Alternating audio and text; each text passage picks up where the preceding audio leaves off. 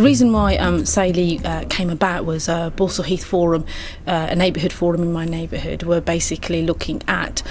trying to involve local women, because many, through their resident involvement campaign, they set up residents groups, but the women, or mainly the Asian women, were not coming to any of the meetings. So they decided, recognising the culture and the makeup of the area, that they had sort of differing needs or cultural needs that were not being met, and some of the women weren't comfortable with lots of men at the meeting and saying what they wanted to say. Why women weren't locally getting involved was there was lots of men at the meetings, and unfortunately some men tend to be a bit more overbearing, and then there was raising issues which you don't want your friends and neighbours to be aware of. Also things like majority of meetings were held in the evening, so what about childcare? You've got to take time out of your home life and worry about your childcare and get home on time and be able to make your point. So there's lots of things in relation to that, and the fact that I suppose the confidence is the most important thing. Having the confidence to know when I get there, not only will I be respected, not only will my views be heard, but more importantly, something will be done about it. And I think the thing with what Saley's been able to do is encourage women to slowly but surely gain confidence through coming to the centre, gaining confidence about how they feel, which then allows them to understand that actually they have more opportunities out there that they can engage and get involved in. We all wanted to do health and fitness, and we wanted to look better and feel better, if that makes sense, growing confidence. So we decided we wanted to set up a health and fitness centre run by women, for women in the neighbourhood, and we campaigned for that, and 7 years later we actually opened the centre in Balsall Heath.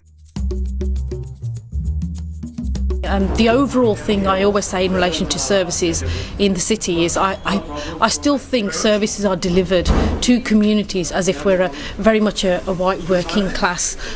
community, whereas actually if you look at the inner city, it has totally changed. More importantly, not only have we not recognised the majorities, the ethnic majorities that live in those areas, and we still call them minorities, but in some places they're 70-60%, which is majority to me, and also because I think not that they actually catered for those white working class communities at that time either. And I think we've really got to get to the stage where we learn to say stop, it's not working, let's look at the community we're serving, what kind of needs have they got, religious, not only religious but also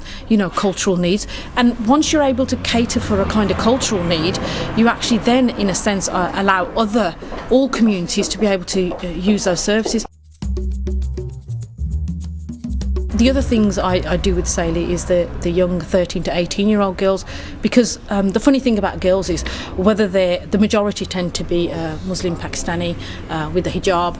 but we also have Arab girls, we also have Indian girls, we've had 1 or 2 English girls, and what's great about it is if you take them out somewhere, they all worry about, is their nose big? Do their hips look big in this? They're no different to any other girl, and I think they really recognise that there are other girls who feel the same way that they do, and it's all about building their confidence to recognise they have a voice, and they should be engaged with what's going on locally. And I don't think you get that with many other projects, because it's not about giving them opportunities to go rock climbing, skiing, canoeing, biking, and then put nothing back in. No, we take them to really exciting things after doing those things, which is ward meetings and community consultations and local area agreements, ward stuff. So it's about letting them know there are things that are happening on their behalf and they should be involved.